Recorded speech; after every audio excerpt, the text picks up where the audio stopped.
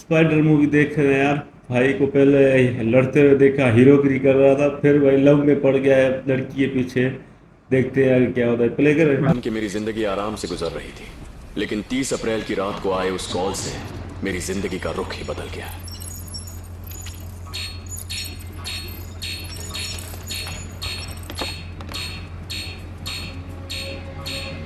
इतनी रात को डिस्टर्ब कर रही है। श्वेता, घर में सब लोग विजयनगर गए हैं। मैं अकेली हूँ घर पे और मुझे ऐसा लग रहा है जैसे घर में कोई भूत है। मुझे बहुत डर लग रहा है और ऊपर से अजीब अजीब आवाजें भी आ रही हैं। जब देखो तब बेकार की किताबें और भूत की फिल्म देखती हो, तभी तुम्हें ऐसा लग रहा है। नहीं यार, सबके घर में बिजली है, एक हमारे घर को छोड़ के। सच में यहाँ पर कोई भूत है। प्लीज तू मेरे घर आ जाना। मेरे घर वाले तो नहीं भेजेंगे। तू एक काम कर, घर में सारे दरवाजे और खिड़कियाँ बंद करके काली माँ को याद करके सो जा। भूत भूत कुछ नहीं होता है, समझी?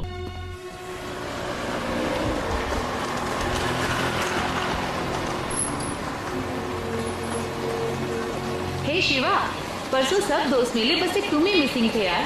क्या इतना बिजी हो गए हो तुम? अब तो तुम्हें जॉब मिल गई, एक पार्टी तो दो। हाँ रेनू, एक छोटी सी मदद चाहिए। समझ गई। बिना मतलब के तो तुम कभी फोन ही नहीं करते। हाँ बोलो। इस वक्त कहाँ हो तुम? मैं घर जा रही हूँ। तुम्हारी बगल वाली गली यानी 19th एवेन्यू में एक बंगलो है, नंबर 32। वहाँ कोई लड़की है जो बहुत डरी हुई है। I think she needs some support. ठीक है, चली जाऊंगी। तुम्हें पता उस दिन पद्मिनी ने क्या किया? वो बातें बाद में होती रहेंगी, तुम पहले वहाँ पहुँचो और कोई इमरजेंसी हो तो मुझे फोन करना। Okay bye. शिवा सुनो तो।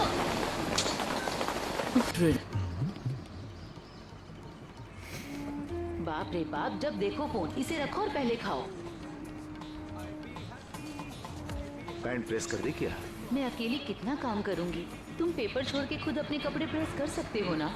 लो बेटा, रोज खाना देती हूँ और तुम वैसे ही वापस ले आते हो। आज खाना तुम खा लेना। इंटरमीडिएट में पढ़ रही हेमा नाम की एक स्टूडेंट और उसी के कॉलोनी की रहने वाली रेनू नाम की एक लेडी कांस्टेबल, दोनों का ही कत्ल एक ही घर में किया गया। हत्यारे ने इतनी हैवानियत से उनके टुकड़े टुकड़े किए कि उनको पहचानना भी मुश्किल हो गया है। इस घटना से वहाँ के लोग बहुत ही डरे हुए हैं। उनके अपनों का दुख देखकर वहाँ के लोग के बारे में मदद के लिए चिल्लाई होगी और उसी एरिया में रहने वाली कांस्टेबल रेनू उसे बचाने के लिए वहाँ गई होगी, ऐसा पुलिस वालों का कहना है।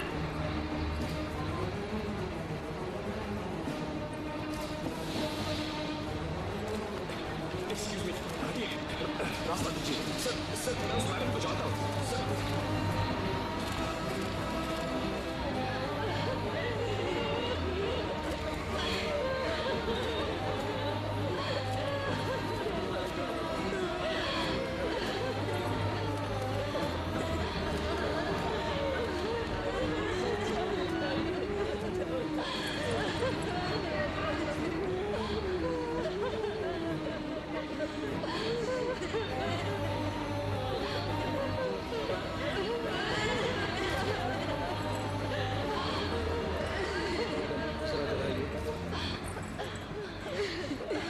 कैसे बताएं, कुछ समझ में नहीं आ रहा है। वहाँ दो लड़कियों के शव बिना कपड़ों के पड़े हैं। उनके हाथ पैर बॉडी पार्ट सबके टुकड़े करके मिक्स करके रखा है। कौन सा पार्ट किसका है पहचानना मुश्किल हो रहा है। अगर उनके परिवार की कोई औरत आकर पहचानेगी तो हमें असेंबल करने में आसानी हो। इसके सामने मैसेज दिया, आपने समझाएंगे।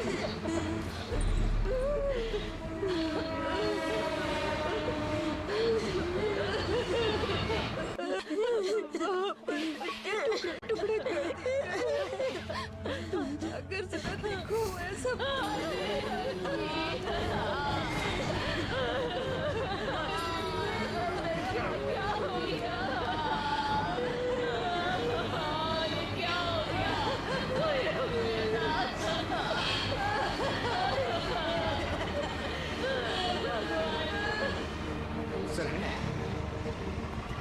आओ बेटा। अंकल आप जानते हैं क्या, शिवा ने नौकरी छोड़ दी। नौकरी छोड़ दी? शिवा, शिवा। ये क्या है बेटा, तुमने नौकरी क्यों छोड़ी?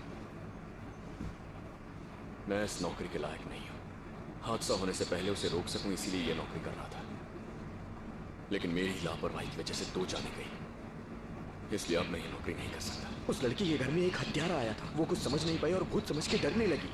वो ठीक से समझा पाती तो ये हादसा नहीं होता।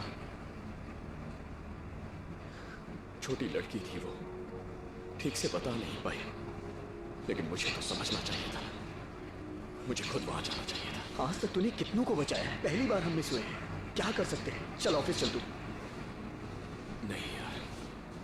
इस दुनिया में खुशी तब मिलती है जब हम अनजान लोगों की मदद करते हैं और उसके बाद उनके चेहरे पर वो खुशी दिखती है। ये काम हर पल उसी खुशी का एहसास दे रहा था, मगर उन दोनों की मौत के बाद ये नौकरी हमेशा के लिए छोड़ना है मेरे लिए सही सजा होगी। गुनाह होने से पहले ही रोकने के लिए तुमने नौकरी ज्वाइन की थी ना? अच्छा एक बात बताओ, जिसने भी ये हत्याएं की क्या उसने इससे पहले हत्या नहीं की होगी? और तुम्हें लगता है कि वो आगे किसी की हत्या नहीं करेगा? ज्यादा मत सोचो, ये अंत नहीं है, ये किसी बड़े क्राइम की शुरुआत भी तो हो सकती है। जाओ बेटा, काम पर जाओ।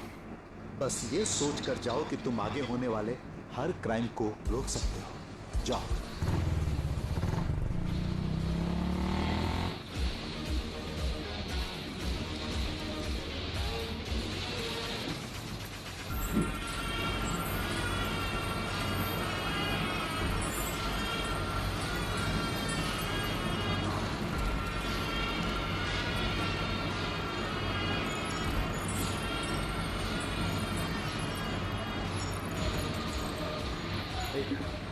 स्कैन करो।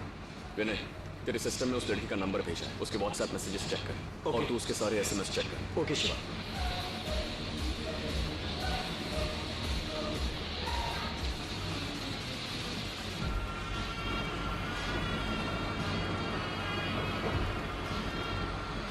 अगर कहीं भी कोई डाउट लगे, जैसे नए फ्रेंड्स, लव या कोई थ्रेट वगैरह है तो देखो।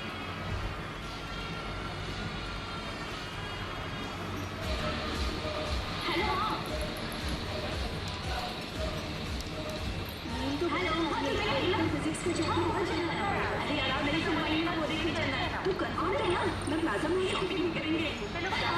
जल्दी आना प्लीज। जल्दी आना please. Let's go. Okay bye.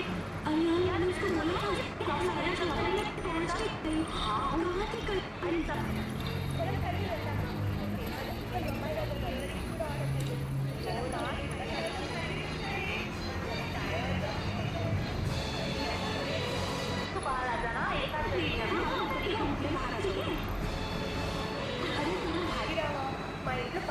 घर में सारे दरवाजे और खिड़कियां बंद करके काली माँ को याद करके सो जा। भूत भूत कुछ नहीं होता है, समझी?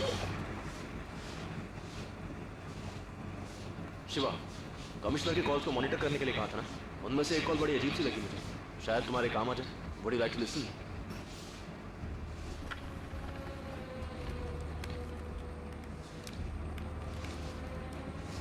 सर शर्मा बोल रहा हूँ। बोलिए शर्मा जी। सर आपसे पर्सनली बात करनी है, अर्जेंट है। अरे शर्मा जी, फोन पर ही बता दीजिए। नहीं सर, बहुत इंपॉर्टेंट है। फोन पे कैसे? कोई बात नहीं शर्मा जी, बोलिए।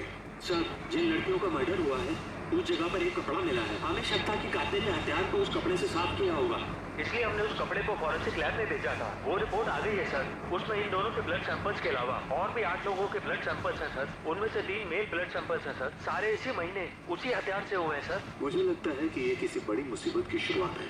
Sharma ji, sir do one thing. बोलिए सर। इस साल के जो भी मिसिंग केसेस हैं सबके डिटेल्स लेकर मेरे पास ठीक है सर, रखता हूँ। एक बात और शर्मा जी, इस बात को थोड़ा कॉन्फिडेंशियल रखिए। Okay sir.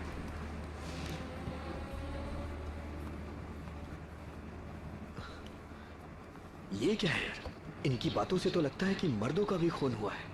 8 लोगों को मारा है उसने। उस कपड़े से पता चलता है कि खून 10 लोगों का है। शायद उसने और भी लोगों को मारा होगा। उस लड़की के मर्डर से संबंधित कोई सुराग मिल जाए तो वो कौन है? उसने सिर्फ 8 को मारा है या फिर ज्यादा लोगों को मारा है, ये पता लगाना बहुत जरूरी है। एक्चुअली हम जहां से शुरू हुए थे वहीं आके रुक गए। वो लड़की कहाँ गई थी, किस वक्त गई थी, ये उस लड़की के वॉइस कॉल्स और मैसेजेस में है। उस वक्त और जगह को मैच करके सीसीटीवी फुटेज में देखेंगे तो शायद कोई सुराग मिल जाए। 3rd फ्लोर पे वो बंदा काम करता है, कौशिक। क्या वो हमारी मदद करेगा? ट्राई कर सकते हैं। क्या है यार, इतनी बड़ी लिस्ट? मैं अंदर क्या बोल के फुटेज कलेक्ट यार करूं? बहुत इंपॉर्टेंट है, किसी तरह हमारी हेल्प करो प्लीज। अगर पकड़े गए तो प्रॉब्लम हो अरे जाएगी। यार कुछ भी नहीं होगा, किसी तरह से चाहे बस। झूठ बोलो या धोखा दो, कुछ भी करो, जिंदगी से अनजान 18 साल की मासूम लड़की और नौकरी करके अपने परिवार का पेट पालने वाली एक लेडी कांस्टेबल, उन दोनों लड़कियों को मारकर, उनके बदन से कपड़े उतारकर, उनके शरीर के टुकड़े टुकड़े करके एक साथ रखे थे। और ऐसा आदमी आजाद घूम रहा है।